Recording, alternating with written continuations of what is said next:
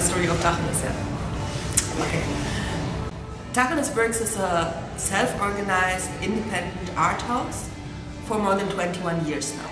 Short after the fall of the Berlin Wall, the first East Berlin artist, discovered this building, and it was a ruin. It was a ruin that should be demolished in April 1990.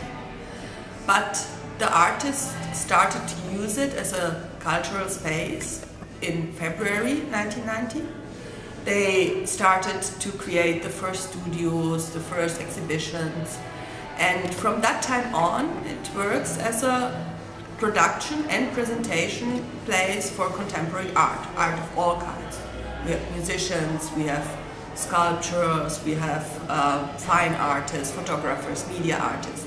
It very soon attracted international artists from all over the world, and in the first years it was also supported a lot by the Berlin and German government, because we are located here in the former East Berlin, in an area very close to the former wall, and because in this area the GDR regime didn't invest any money because they didn't want people to live so close to the wall.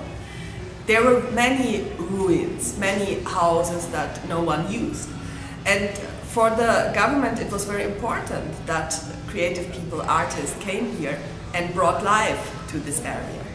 So basically Tacheles and the artists who started to make this cultural space alive, they started also to change this area here, because they brought this very soon very famous project to this area, and after that many galleries came, many also investors came, and it changed a lot, of course, during the last 21 years.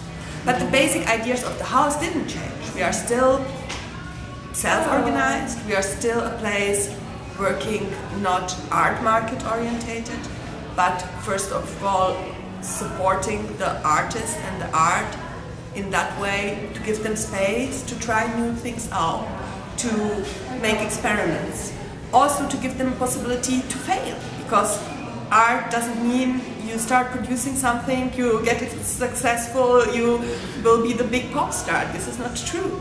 And on the other hand, also it gives the visitors the chance to see behind the scenes, to see the artist really working, to feel this atmosphere which is real. We don't pretend to be an art space, we are an art space.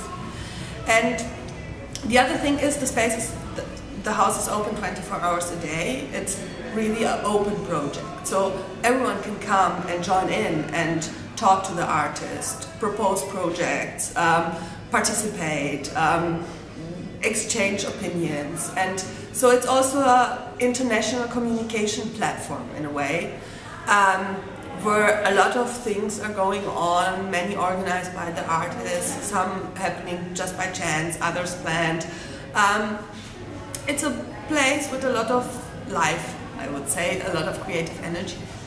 So our situation right now is like this, that the bank, which has the forced receivership over the whole property here, wants to close the house, wants to evict the house. And we live or work in this resistance for several years now. That's why we do demonstrations, like next Saturday, for example. That's why a lot of actions are going on. We have around 120,000 signatures collected for the future of the art house. There is an SUPPORT TACHELES blog, where people from all over the world are sending us pictures to show their support.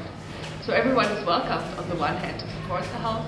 On the other hand, of course, it's also a political question, because of course we basically force the politicians to take a position here, because it's a public art house, and we want the politicians to tell the people if they want to have places like this or not, because there has to be a discussion about it. So it's not only about the art house, but also about city development in general. We are not only fighting for a future of this art house, but also against this way of privatization of everything, against this kind of political and economical mafia-style connections that are damaging a lot of good things in the city. And so Tacheles, which is the old Jewish word meaning speaking the truth, is still trying to speak the truth about a lot of things that are going bad and a lot of things that are going well. And yeah, everyone's invited to participate in